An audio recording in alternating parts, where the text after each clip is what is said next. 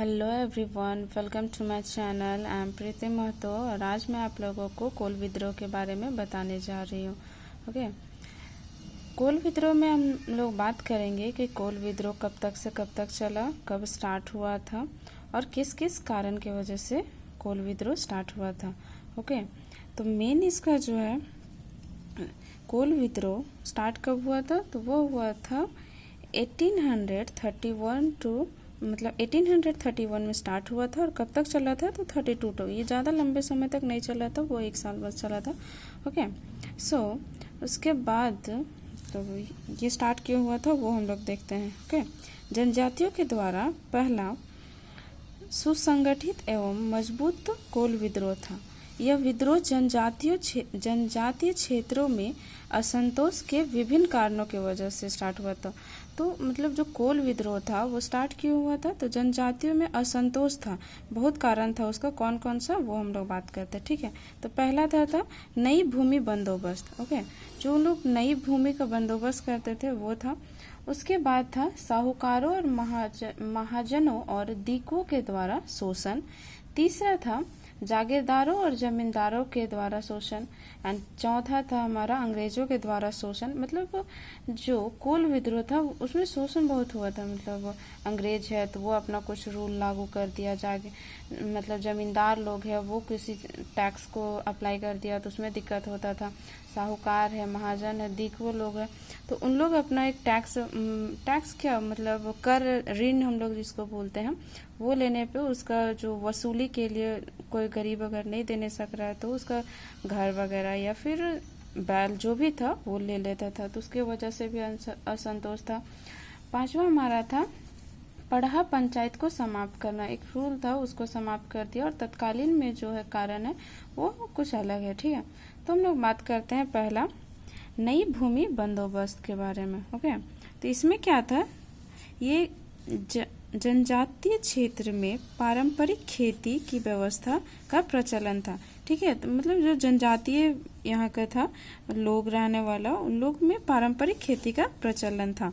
Okay, यहाँ पे झूम खेती की जाती थी तथा खुटकट्टी व्यवस्था का प्रचलन था। झूम खेती होता क्या है, ठीक है, तो झूम खेती उसको बोलते हैं जब कोई मीन्स कहीं का जनजाति लोग है जो खेती कर रहा है एक जगह पे, ठीक है, तो वो उपजाऊ नहीं रहता है।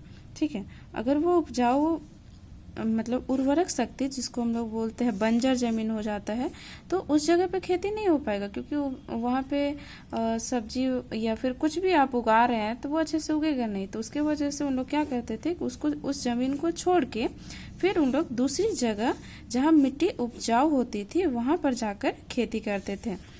ठीक है, तो ये हो गया झूम खेती किसको बोलते हैं। क्या उसके बाद तो खुटकट्टी व्यवस्था से अभिप्राय यह था कि सामूहिक रूप से एक जमीन पर खेती करने की व्यवस्था को खुटकट्टी व्यवस्था किसको बोलते हैं, तो मीन्स अगर हम कहीं पे खेती कर रहे हैं तो वो अकेले ना कर करके मतलब किसी के साथ भी शेयर कर रहे हैं, मतलब सामूहिक रूप से दो चार मिल के कर रहे हैं उस जगह पे खेती। ठीक है, वो हो गया खुटकट्टी व्यवस्था। बक्सर युद्ध के बाद 12 अगस्त 1765 को इलाहाबाद की संधि हुई। ओके, इस संधि के तहत बंगाल, बिहार और उड़ीसा पर अंग्रेजों का अधिकार हो गया।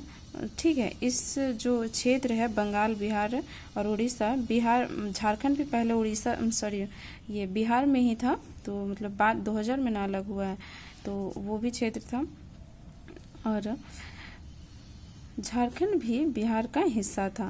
ओके, अंग्रेजों ने इस क्षेत्रों में 1793 में स्थायी बंदोबस्त को लागू कर दिया। ठीक है, अंग्रेज जो थे वो इन क्षेत्रों में बंगाल, बिहार, उड़ीसा जो स्थायी बंदोबस्त लागू कर दिया, मतलब आपको एक ही जगह रहना है, एक ही जगह सारा कुछ करना है। ठीक है, तो ऐसी स्थिति में झारखंड में सभी स्थायी बंदोबस्त लागू हो गया।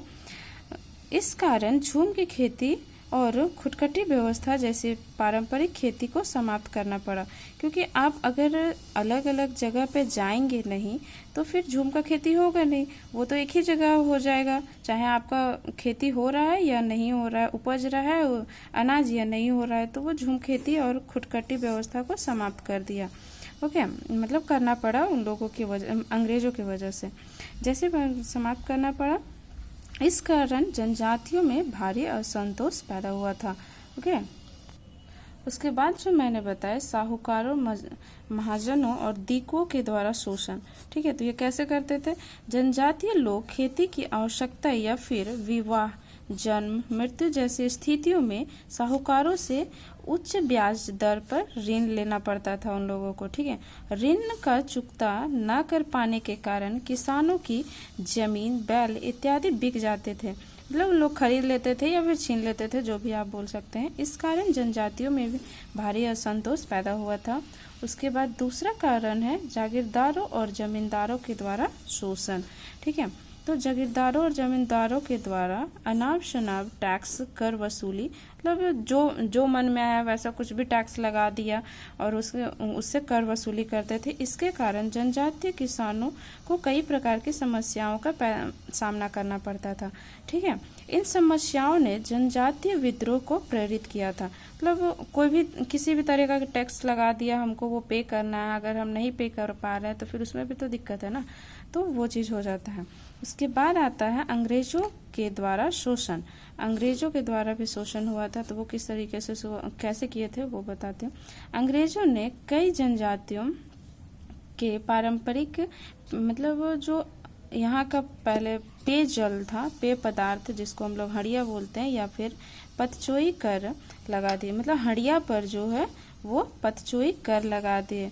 लगाने से जनजातियों में अंग्रेजों के प्रति काफ़ी गुस्सा भड़का। ठीक है, तो एक ये भी रीजन था। उसके बाद आता है पढ़ा पंचायत को समाप्त करना। ये जो था इसको भी समाप्त करना चाह रहा था। ठीक है, तो जनजातियों ने पारंपरिक न्याय व्यवस्था, पढ़ा पंचायत था, मतलब उन लोग का जो न्याय का एक व्यवस्था था उसको हम लोग पढ़ा पंचायत बोलते हैं। ठीक है, जैसे कि अभी मुखिया है तो गांव में कुछ भी प्रॉब्लम हो तो वही सॉल्व करता था, तो उस टाइप से था पढ़ा पंचायत।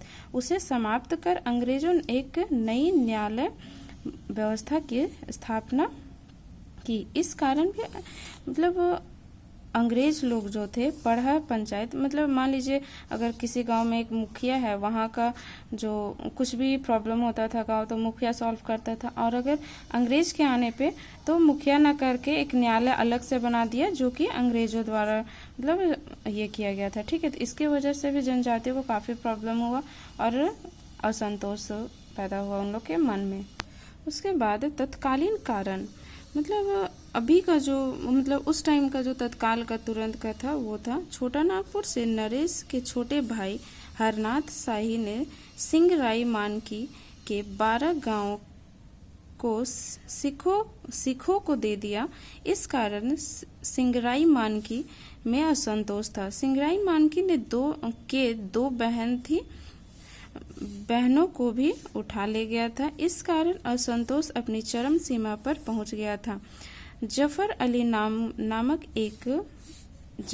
नामक एक मुस्लिम ने सुरगा मुंडा की पत्नी को उठा ले गया और उसके साथ दुष्कर्म किया था। ओके, यह घटना बंदगांव में हुई थी।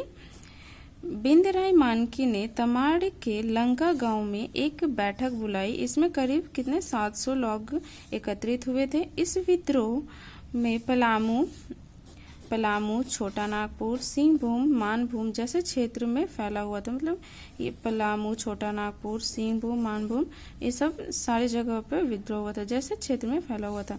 छोटा नागपुर के हजारीबाग क्षेत्र कोल विद्रोह से अछूता रहा। मतलब हजारीबाग क्षेत्र में कोल विद्रोह का कोई प्रभाव नहीं पड़ा।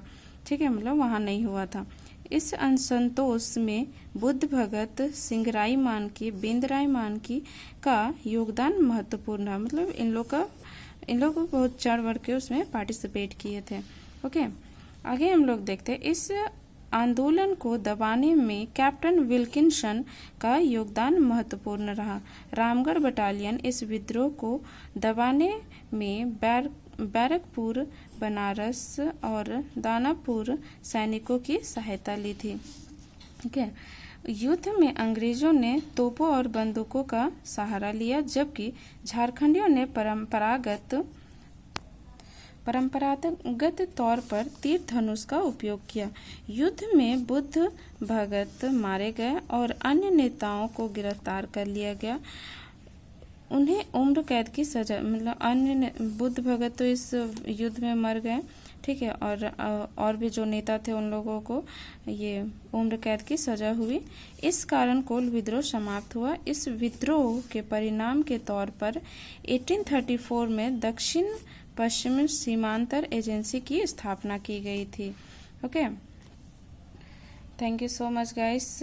आज के लिए इतना ही। ये था कोल विद्रोह के बारे में डिटेल आपको जो जानना था। ओके, अगर वीडियो आप लोगों को अच्छा लगे तो लाइक एंड सब्सक्राइब करें एंड अपने दोस्तों के साथ शेयर भी करें, ताकि वो लोग भी अच्छे से समझ सके कोल विद्रोह के क्या है और कैसे हुआ था, कब हुआ था, किस किस कारण से हुआ था। Okay, thank you so much guys for watching video.